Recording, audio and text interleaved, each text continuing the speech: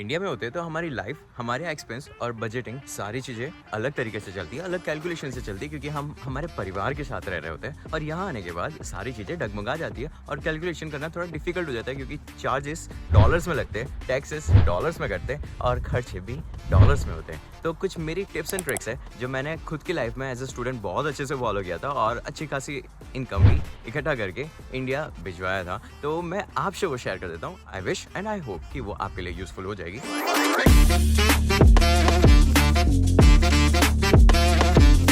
तो number 1, budgeting कैसे करें। हमारी माओ की तरह मैंने फर्स्ट मंथ जो भी एक्सपेंसेस किया, जिससे ही पैसे लेकर क्रेडिट कार्ड से फ़ोन का बिल पे किया, क्योंकि इनिशियली आपके पास क्रेडिट कार्ड वगैरह नहीं होते, सारी चीज़ें मैंने पेपर पे लिखी और उसके बाद मैंने कैलकुलेट किया कि हाँ, ये मेरा मंथली बजट है।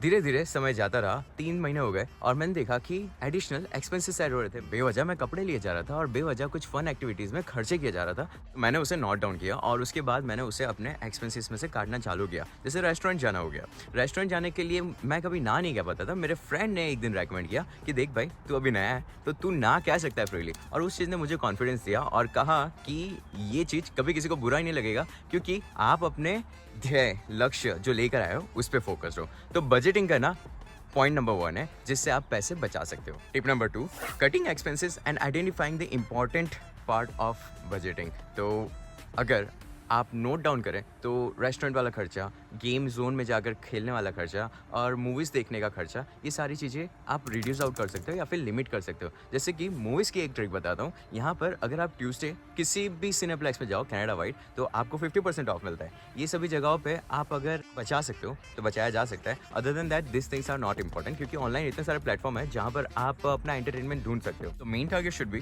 कि आप वहाँ पर पैसे बचाओ और जहाँ पर इन्वेस्ट किया जा सकता है वहाँ पर करो, या फिर बचा के अपने घर भेज दो। और थर्ड एंड इंपॉर्टेंट थिंग कि ग्रोसरी शॉपिंग में जब आप जाते हो तो बहुत से लोग कंफ्यूज हो जाते हैं। मेरे जो रूममेट्स थे वो कभी भी जाते थे तो वो ट्रॉली ले लेते थे and they used to walk around every single aisle. वो सभी जगहों पे जा के देखते थे यहाँ से मुझे किस चीज़ की ज़रूरत है वो मैं लेकर जाऊँ। वेयर एज आपकी ट्रिक ये होनी चाहिए कि आप पहले ही लिस्ट बना लो कि मुझे पूरे वीक में क्या खाने का है, और इससे क्या आप इन फ्यूचर खाने के बारे में सोचने के पीछे आपका समय नहीं व्यर्थ होगा और आपके पास एक लिस्ट रेडी होगी जिसको आपको शॉपिंग के तौर पे खरीदना है। अगर आपने लिखा हुआ है टमाटर, प्याज और ये सारी चीज़ें ही खरीदनी है, तो आप एडिशनली जाकर फ्रेंच फ्राइज नहीं खरीदोगे और वहाँ पर आइल टू आइल घूमने में अपना 1.5-2 घंटा नहीं वेस्ट करोगे। In that time you might plan something जो आपके करियर के लिए या आपके स्किल बूस्टिंग में हेल्प कर सके। एक और ट्रिक है कि अगर आप वॉलमार्ट या कोई सुपर स्टोर में काम करते हो, वहाँ पर आपको एम्प्लॉय डिस्काउंट मिल सकता है, या फिर आपका कोई रूममेट काम कर रहा हो तो उनके थ्रू आप 10% 20% बचा सकते हो। कई जगहों पे कूपन कोड होते हैं, उसके थ्रू भी आप ग्रोसरी में शॉपिंग करते वक्त पैसे बचा सकते हो। So why don't you go for it. Monthly budget अगर आप ग्रोसरी का देखो, it used to be 200 but nowadays it's 300-400 around पर पर्सन। तो अगर आपको किसी एक पर्सन का डिस्काउंट मिल जाता है 10 to 20%, तो आप नियरली 30, 40, 50, 60 पता नहीं कितने डॉलर्स बचा सकते हो। Focus on it. Point number 4, energy saving. बहुत लोग यहाँ पर आके अपनी इंडिया वाली आदत ही कंटिन्यू रखते हैं, क्योंकि इंडिया में तो क्या पेरेंट्स बोलते थे कि बेटा पंखा बंद कर दो, लाइट बंद कर दो, और आप वहाँ पर जाकर फिर थोड़ा आलस में उठ के टीवी, लाइट, पंखा बंद करते थे। यहाँ पर तो आपको कोई बोलने वाला नहीं है और कई लोगों को मैंने देखा है कि घर से निकलते पंखा चालू रहता है। Heater the most important thing, जो लोग चालू छोड़ के चले जाते हैं, जिसका बिल बहुत ज़्यादा आता है, और वो जब डिवाइड होता है ना तो लोगों को लगता है यार इस महीने 350-400 जैसा हीटिंग का बिल क्यों आया, क्योंकि आपने ही उसे चालू छोड़ा था। तो अगर आप 1 सेकंड उसके पीछे दे दो तो आपके बहुत सारे डॉलर्स बच सकते हैं। एक ऑनेस्ट इंसिडेंट शेयर करूं तो मैंने ये छोटे छोटे एक्सपेंसेस को काट के खुद की लाइफ में एयरपोर्ट्स, आईफोन, एप्पल वॉच के लिए पैसे भेगा किए थे, जो बेवजह के शौक थे लेकिन उस समय पे मुझे चाहिए थे। तो शायद आप अगर खुद को एक टास्क दोगे, टारगेट दोगे कि ये खरीदने के लिए मुझे इतने पैसे भेगा करने, that might help you to save money. Point number 5 is transportation. Job पे जाने के लिए किसी दिन लेट हो गया तो लोग उबर बुक कर देते हैं and then they end up paying $15-16 for one fare. ये तो मिनिमम डिस्टेंस की बात कर रहा हूँ। अगर किसी की जॉब आउट ऑफ सिटी है तो भगवान ही जाने कितना होता है। तो उस केस में आपको प्री प्लान करना चाहिए। किसी दिन आप लेट ना हो, इसकी प्लानिंग पहले से होनी चाहिए। तो you can use the bus transportation, metro कई जगह पे, और वो सारी चीज़ें आपको पैसे बचाने में हेल्प कर सकती है। मंथली अगर आप स्टूडेंट हो तो आपके पास ऐसे सस्ते बस पासिस होते, ट्रांसपोर्टेशन टूल्स होते जो आप यूज़ कर सकते हो और इफेक्टिवली अपनी लाइफ में उन चीज़ों से पैसे बचा सकते हो। हाँ, नो डाउट, लेकिन उसके बाद अगर आपको कार जॉब पर्पस के लिए मिल रही है या फिर लेनी पड़ती है तो गो for it, but go for cheaper option. Cheaper option का मतलब ये नहीं कि फिर आप टूटी फूटी कोई भी गाड़ी ले लो जिसमें मंथली एक्सपेंसेस आता ही रहे। चीपर ऑप्शन ये जिसके थ्रू आपका मंथली बजट भी ना डगमगाए और आपका इनकम भी बूस्ट होता जाए। पॉइंट नंबर 6, कई लोगों को मैंने देखा है जो उनकी पर्सनल चॉइस है लेकिन करते हैं ऐसा कि वो प्राइवेट रूम की डिमांड अक्सर करते हैं। वो शेयरिंग में रहना प्रीफर नहीं करते। हाँ, शेयरिंग में रहने से थोड़ा रूममेट्स वाली दिक्कत आती है। अगर रूममेट्स व्यसन करता है या नॉनवेज खाता है या जो भी XYZ प्रॉब्लम होती है, हैरान कर रहा है, तो वो प्रॉब्लम्स होती है। But if you look for good roommates और if you find out the cheaper options तो आपको पैसे वहाँ पे भी बचाने के मौके मिल सकते हैं। तो कई लोगों को मैंने देखा है $1500 मंथली खाली रेंट देते हैं प्राइवेट रूम के लिए जहाँ पर उनको 5 स्टार फैसिलिटीज चाहिए, दैट्स इट। तो मेक श्योर कि आप जब आ रहे हो यहाँ पर तो आपके माइंडसेट में ये नहीं होना चाहिए कि मुझे लग्जरी में रहना है। आपके माइंडसेट में ये होना चाहिए कि मैं अगर इंडिया में अपने घर में अपने परिवार के साथ शेयरिंग में रह सकता हूँ तो मैं वैसे ही लोग यहाँ पर ढूंढूंगा और उनके साथ शेयरिंग में रहूँगा। मैं अभी तक शेयरिंग में रहता हूँ और मुझे 3 साल हो गए। मैं पैसे वहीं पे बचाता हूँ majorly. Point number 7, entertainment and leisure activities. जैसा कि मैंने बताया कि कई लोग मूवी देखने जाते हैं और ज़रूरत ना होती है तो भी टिकट के साथ साथ पॉपकॉर्न लेते हैं, वेफर्स लेते हैं, कोल्ड ड्रिंक्स लेते हैं, ये सारी चीज़ों में खर्चा कर देते हैं जो उनके मूवी से 4 टाइम्स ज़्यादा हो जाता है बजट। और उसके अलावा गेम जोन वगैरह में जाते हैं या फिर ऐसी जगहों पे पार्टीज क्लबिंग करते हैं जहाँ पर they end up paying more than $100 per person. और वो सारी चीज़ों को अवॉइड करना चाहिए। अब अवॉइड करके करना क्या चाहिए?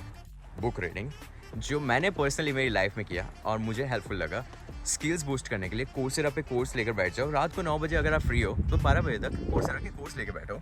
ये सारी चीज़ें इनडायरेक्टली मनी में कैसे हेल्प करेगी? जब आप वर्क परमिट पे आते हो ना तो जो जॉब आप ढूंढ रहे होते हो उसमें सेम लेवल पे सारे कॉम्पिटिटर होते हैं, लेकिन अगर आपके पास सर्टिफिकेशन है वो आपको हेल्प कर देता है वो जॉब लेने में और आपके लिए वो मक्खन वाली प्रोसेस होती है। तो वो जो 2 साल सेक्रीफाइस किया होता है ना वाइल स्टडिंग, वो यहाँ पर कवर होता है। तो ये पैसे बनाने में काम आएगा।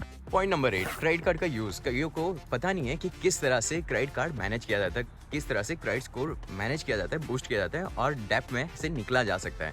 लोग क्रेडिट कार्ड को मुफ्त का पैसा समझ के यूज़ करते और फिर जब पे करने की बारी आती तब बोलते यार डेप्ट में हूँ मैं, और उसी वजह से दे एंड अप पेइंग इंटरेस्ट जो एनुअली कुछ 22% लग जाता है और इस वजह से वो फिर उस डेप्ट साइकिल से निकल ही नहीं पाते। क्रेडिट कार्ड का यूज़ बहुत ही स्मार्टली करो और ज़रूरत ना हो तब तक मत करो, क्योंकि वो फ्री के पैसे नहीं है, वो आप ही के पैसे जो आपको बाद में देने ही पड़ते इंटरेस्ट के साथ। Next point is emergency funds, जो हमेशा ही आपको खुद के लिए बचा के रखने चाहिए, क्योंकि इससे क्या होता है कि आप अगर हॉस्पिटलाइज होते हो या इन वर्स्ट सिचुएशन आपको लग जाती है या फिर आपको खुद के पीछे एक्सपेंस करना पड़ता है तो आपको लोगों से डेट लेनी पड़ सकती है। और यहाँ पर अगर आपका कोई अपना नहीं है तो फिर जाते हो आप बैंक के पास जो आपको डेट देते हैं फीस के लिए भी, और फिर you and up paying interest. तो ये सभी चीज़ों के लिए और इन सभी चीज़ों से बचने के लिए अपना इमरजेंसी फंड रेडी करो। आपकी हेल्थ का आपको नहीं पता है कि कब क्या गलत हो जाए, और मुझे ये रिकमेंडेशन पिछले 3 साल में बहुतों ने दी है कि अपना इमरजेंसी फंड नियरली $3,000 से $6,000 रेडी रखना चाहिए। Last point, investment, retirement planning